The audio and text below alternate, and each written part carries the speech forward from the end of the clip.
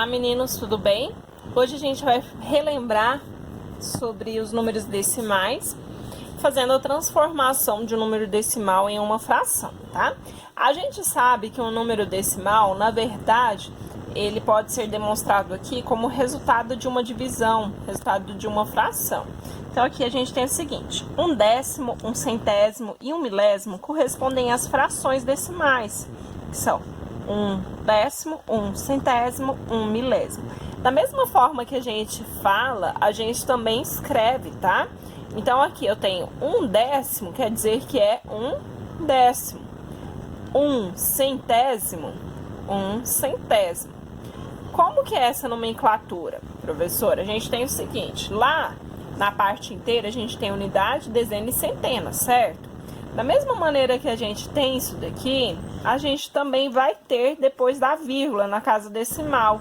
A gente vai começar aqui, ó, pelo correspondente à dezena. A gente vai ter a parte inteira, ó, vou fazer aqui um número para vocês: 7,348. Vamos lá. A gente tem aqui a parte inteira. Esse número antes da vírgula é chamado de um número inteiro, ok? A partir desse número inteiro, a gente tem a vírgula e as casas decimais, tá? As casas decimais, eles começam a partir da decimal. Então, aqui, na verdade, a gente tem um décimo.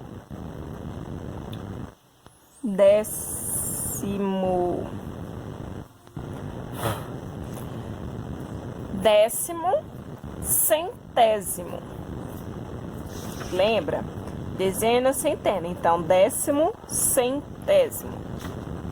Então, aqui, se eu tenho duas casas decimais, na verdade, eu tenho centésimo. E se eu tenho três casas decimais, eu tenho milésimo.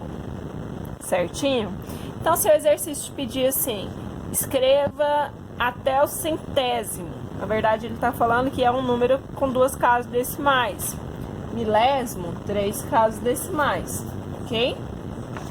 Sabendo sobre a nomenclatura, a gente vem aqui sobre a conversão de um número decimal em fração e vice-versa. Primeira coisa que ele nos mostra é uma tabela onde tem um número decimal, vem a nomenclatura de como se lê e a forma deste mesmo número em fração. Então aqui a gente tem 4 décimos, tá? 4 décimos. Olha, duas casas. Se eu tenho duas casas, décimos, centésimos. Então é 1 inteiro e 31 centésimos. 1 inteiro e 31 centésimos, ok? Nesse exemplo que a gente tinha, que eu tinha demonstrado para vocês, eu tenho 7 inteiros e 348 milésimos. É assim que a gente se lê, tá? Então, eu posso estar escrevendo essa fração: 0,4, 4 décimos. 4 décimos em fração, 4 décimos. 1 inteiro e 31 centésimos. 1 inteiro e 31 centésimos. Certinho?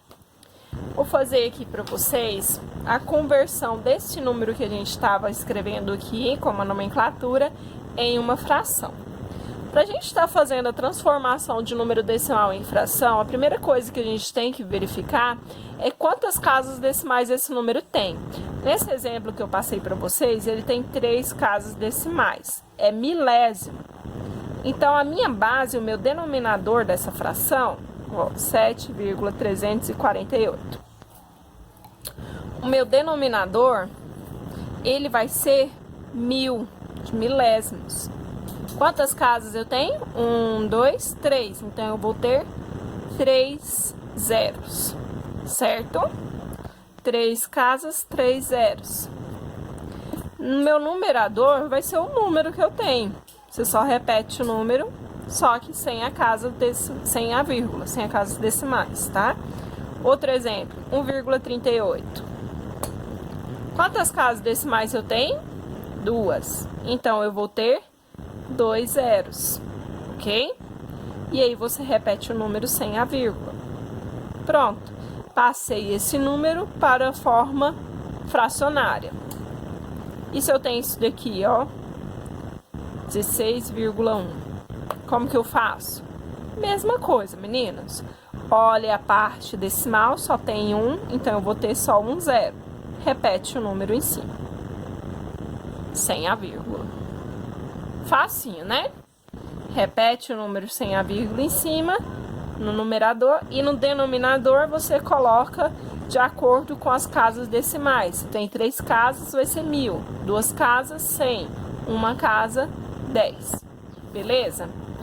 Aqui ele fez também a decomposição, onde ele pegou cada número desse e colocou separado. É um inteiro, então eu não tenho vírgula. Número inteiro. O próximo aqui, ele tá uma casa decimal. Então, 0,3. Eu tirei esse 6. 0,3. Próximo número é 1. Então, aqui, ó, vai ser 0,0 e o 1 vai ficar nessa segunda posição. 0,01. Peguei cada número desse, coloquei na base decimal. Aqui eu não tenho nenhuma casa, nenhum zero, nenhuma vírgula. Então, é 6 sobre 1.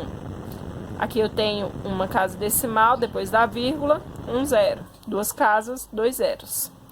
E aí, depois disso, ele fez a...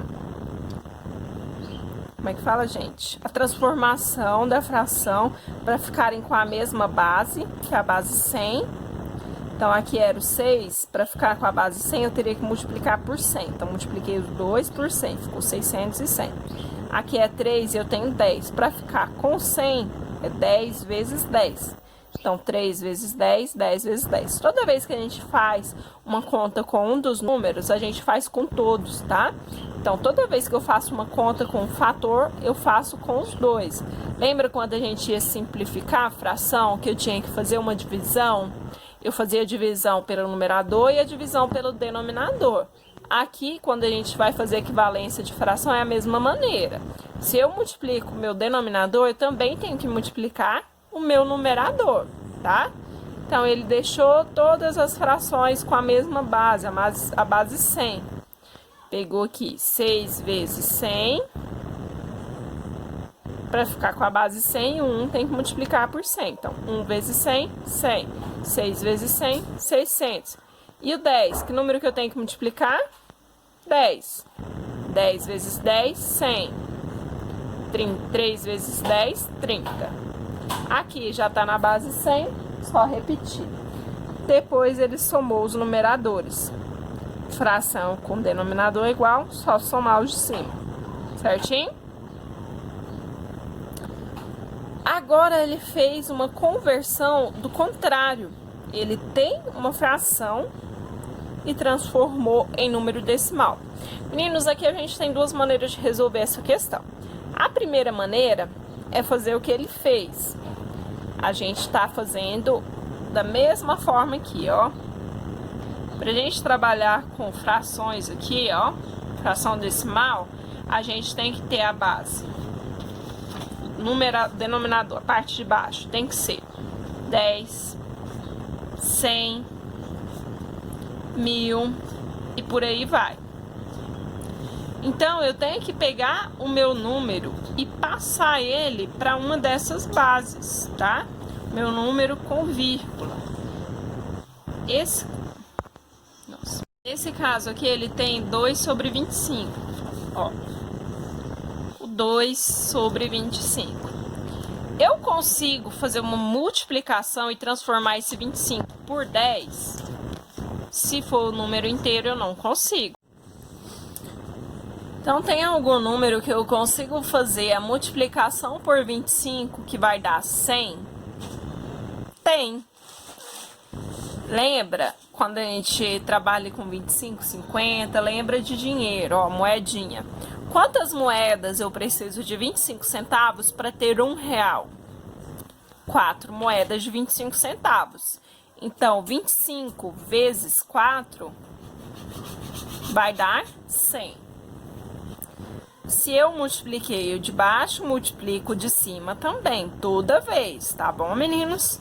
2 vezes 4, 8. Olha só, eu peguei o meu número, transformei uma base decimal, centesimal ou milésimo. Nesse caso foi centesimal porque eu tinha 25. Se eu tivesse, por exemplo, 1/3, não, por 1/5, ficar mais fácil. Se eu tenho 1/5, para transformar ele em uma fração decimal, qual o número que eu teria aqui, ó? 10. Então, multiplico por 2, os dois, tá bom? 1 vezes 2, 2. 5 vezes 2, 10. Certo? E aí, termina? Não, eu não quero transformar isso aqui em um número com vírgula, um número decimal. Então, eu pego aqui, ó, e agora eu faço a divisão. 8 dividido por 100, duas casas. Duas casas, 2 zeros, duas casas decimais. A gente faz o inverso do que a gente fez aqui, ó. Tá vendo? A gente pegou desse e veio pra cá. Agora eu tenho esse e volto pra cá. Se eu tenho duas casas decimais, então aqui eu vou andar duas casas. Tenho 2 zeros, perdão. Se eu tenho 2 zeros, vou andar duas casas. Se eu tenho 3 zeros, vou andar 3 casas. Aí eu volto para aquele número. Então, aqui do mesmo jeito, ó. Eu tenho aqui 2 zeros, então eu vou ter duas casas decimais. Se eu não tenho outro número, eu preencho com 0. Duas casas decimais. Aqui eu tenho um zero. Vou ter uma casa decimal. Uma casa decimal. Isso que ele fez aqui, ó. 2 zeros, duas casas decimais. E aí, meninos, também tem uma outra maneira de se resolver que eu particularmente prefiro, mas aí vai do que vocês preferirem, tá? Pode usar qualquer um dos dois métodos, que é nada mais que a fração, de resolver a fração, tá? 2,25, vocês se lembram quando a gente trabalhou fração lá no início do ano? Eu expliquei para vocês que a fração ela pode ser qualificada em várias maneiras, né? As classificações é a divisão, quociente. Aqui nesse caso, para a gente estar resolvendo a divisão de fração, sempre tem um vídeo explicando sobre isso, mas sempre você pega o numerador e ele vai ficar do lado de fora. O denominador que vem aqui para dentro do dividendo, tá? Então, a gente vai fazer 2 dividido por 25.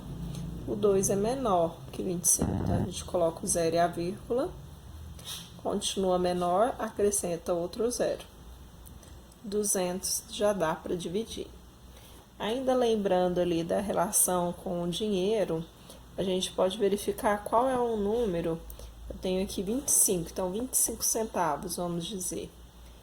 Qual é a quantidade que eu tenho de moedas de 25 centavos para que eu tenha no final R$2? Que quantidade que eu tenho que ter? 4 moedas de 25, R$1. 8 moedas, R$2. Então, aqui eu tenho 8 moedas de 25, R$2.